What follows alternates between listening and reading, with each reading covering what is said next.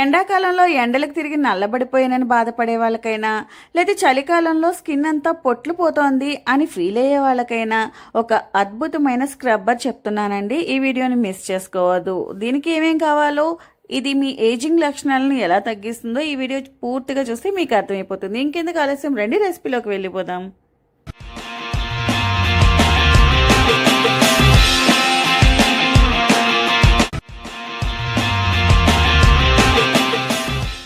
ఈ స్క్రబ్ చేయడానికి మనకి కావాల్సిన ఇంగ్రీడియంట్స్ ఇవే అనమాట. సో ఇవి పెసలు, పచ్చి పెసలు అంటారు. ఇవి బియ్యం. 1 కప్పు బియ్యానికి అరకప్పు పైనే పెసలు, అలాగే పావు కప్పు శనగపప్పు, అలాగే ఇది దుంప పసుపు లేదా కొమ్ము పసుపు, మీ ఇష్టం. మీకు ఏది అందుబాటులో ఉంటే అది తీసుకోండి. దుంప పసుపు అయితే ఛాయ ఎక్కువగా వస్తుంది. అందరూ యూజ్ చేసేది అయితే గనక కొమ్ము పసుపే వాడండి. ఓన్లీ లేడీసే వాడుతున్నారు ఇంట్లో అనుకుంటే గనక దుంప పసుపు వాడండి. మీ ఇష్టం, మీ ఆప్షన్. నేను కొమ్మ పసుపు తీసుకుంటున్నాను, పిల్లలకు కూడా ఒక్కొక్కసారి పెడుతూ ఉంటాం కదా అని. ఇప్పుడు వీటిని పక్కన పెట్టుకొని దీంట్లో ఫ్లాక్స్ సీడ్స్, ఇప్పుడు ఇది స్కిన్ టైట్నింగ్ కోసం ఇది బాగా యూజ్ అవుతుంది అనమాట. ఎందుకంటే ఈ ఫ్లాక్స్ సీడ్స్ లో జిగురు ఉంటుంది కదా, అది దానివల్ల మనకి స్కిన్ టైట్ అవుతుంది.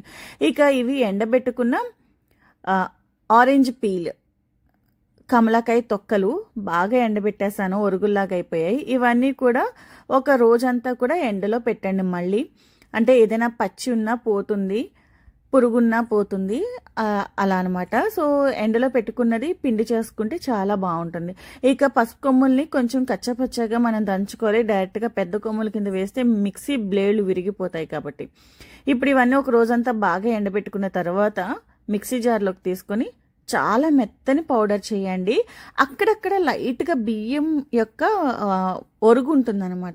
దానివల్ల ఏంటంటే మనం రుద్దుకున్నప్పుడు స్క్రబ్బర్ లాగా హెల్ప్. ఈ ఫేస్ ప్యాక్ వల్ల మనకి చాలా బెనిఫిట్స్ ఉన్నాయండి. ఒకటి, దీన్ని స్క్రబ్బర్ లాగా యూజ్ చేస్తూ అంటే నలుగు పెట్టి బాగా రబ్ చేయడం వల్ల డెడ్ సెల్స్ కానీ, మొట్టమలు కానీ, అలాగే స్కిన్ పైన పొట్టు పొట్టులాగా వస్తూ ఉంటుంది కదా చలికాలం, అలాంటిదంతా కూడా పోయి స్మూత్గా అవుతుంది. లేదు స్కిన్ అంతా లూజ్ అవుతుంది, కొంచెం అక్కడక్కడ వ్రింకిల్స్ ఉన్నాయి, ముడతలు ఉన్నాయి, అవి పోవాలి అనుకుంటే కనుక దీన్ని పూర్తిగా డ్రై అయిపోయేదాకా ఫేస్ని కదిలించకుండా ఉంచుకుంటే మీకు స్కిన్ అంతా టైట్ అయిన ఫీలింగ్ వస్తుందన్నమాట. సో చూస్తున్నారు కదా, ఇది మెత్తని పౌడర్ లాగా చేసుకున్నాను. ఇప్పుడు దీన్ని జల్లెడ పట్టాలి. జల్లెడ పట్టినప్పుడు కొంచెం పెద్ద పెద్ద ముక్కలు ఏమన్నా ఉంటే అవి మనకి అడ్డు రాకుండా ఉంటాయి కదా. సో జల్లెడ తీసుకొని జల్లెడ పట్టండి. ఎంత మెత్తగా రావాలి అంటే చాలా మెత్తగా రావాలి, బట్ అక్కడక్కడ చిన్నగా రవ్వ తగులుతుంది అనమాట. చాలా చిన్న సైజు రవ్వ తగులుతుంది.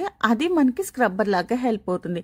మనం ఫేస్ పైన అప్లై చేసి బాగా చేతులతో మసాజ్ చేసినప్పుడు ఆ మెత్తని రవ్వ ఉంటుంది చూసారా, చిన్నపాటి రవ్వ, దానివల్ల ఏమవుతుందంటే మసాజ్కి హెల్ప్ అవుతుంది. సో ఈ మొరుమ్ అంతా కూడా తీసేద్దాము, కొంచెం పెద్దవి. ఇప్పుడు చూడండి ఎంత మెత్తగా వచ్చిందో ఈ పౌడర్. ఈ పౌడర్ని మనం ఒక 8 డబ్బాలో పెట్టుకొని స్టోర్ చేసుకుని వాడుకోవాలన్నమాట. ఇప్పుడు దీన్ని ఎలా యూజ్ చేయాలో కూడా చెప్తాను. మీ బాడీకి సరిపడగా పౌడర్ని తీసుకొని దీంట్లో బాగా వేడిగా మరిగిన పాలు ఉంటాయి కదా, వేడిగానే వేయాలి, చల్లగా అయ్యాక కాదు. అయితే పాలు లేకపోతే వేడి నీళ్ళైనా వేయండి. వేసి ఒక ½ an hour పాటు వదిలేయండి. వేడివే అని ఎందుకు పర్టికులర్గా చెప్తున్నాను అంటే ఇందులో ఫ్లాక్స్ సీడ్స్ ఉన్నాయి, పెసరపప్పు, ఇవన్నీ ఉన్నాయి కదా. దానివల్ల వేడి తగలడం వల్ల ఏంటంటే కొంచెం ఉక్కి జిగురు అనేది బయటకు వస్తుంది. అలా జిగురు రావడం వల్ల ఏంటంటే ఫేస్ పైన అది ప్యాక్ లాగా వేసినప్పుడు అది స్కిన్కి టైట్గా పట్టుకొని స్కిన్ అంతటినీ కూడా దగ్గరగా చేస్తుంది అనమాట. దానివల్ల స్కిన్ లోపల అంటే మనకి ఆ రంధ్రాలు ఉంటాయి కదా, ఆ రంధ్రాల్లో ఉన్న ఈ ఆయిల్స్ అలాంటివి ఉంటాయి కదా, అవన్నీ కూడా బయటకు వచ్చేస్తాయి అన్నమాట. చాలా డిఫరెన్స్ వస్తుంది. మీరు ఇది అప్లై చేసి తప్పకుండా యూజ్ చేయండి. మీరే చెప్తారు నాకు కామెంట్స్లో. ఇది నానిపోయిందండి. ½ an hour తర్వాత చూస్తున్నారు కదా, ఈ విధంగా మనకు ఉండాలి. అంటే ఫస్ట్ స్క్రబ్ చేసుకోవడానికి. సో మీరు చేయాల్సిన ఫస్ట్ పని ఏంటంటే శుభ్రంగా కడిగేసేయండి. మీరు ఫేస్కి అప్లై చేసిన, హ్యాండ్స్కి అప్లై చేసిన ఫస్ట్ బాగా సోప్తో అది జిడ్డు అలాంటిది ఏమీ లేకుండా శుభ్రంగా కడుక్కొని ఈ విధంగా అప్లై చేయండి.